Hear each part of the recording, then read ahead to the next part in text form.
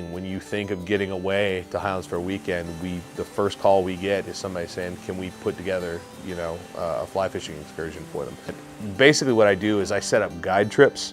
So when people come into town and want to take advantage of over 2,200 miles of fishable water in the immediate area to fish for brook trout, rainbow trout, the whole thing, I set that up for them. If you want to go with your family, well, we set that up. If you'd like to take a float trip, we set that up. If you'd like to walk and wade down the river, we set that up. So that's what I take care of. I love fly fishing because it's quiet. When you're doing it right and correctly, it's something you're doing, even with friends, you're spaced out a good bit.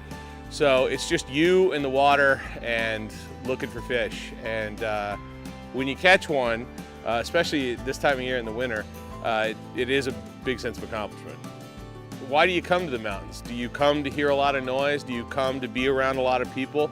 No, you come to sort of, decompress, to get off the grid. And there's really no better way to do it than to stand out in the middle of a stream, being as quiet as possible, fishing, working on your cast, thinking about what you're doing, focusing on the fishing. Everything else just disappears. So it's probably as quiet and as peaceful as you can get without being in a sensory deprivation tank.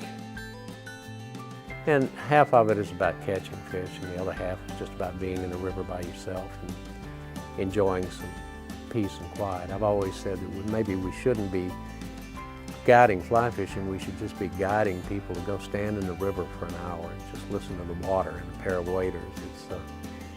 It's probably the best part of fly fishing anyway.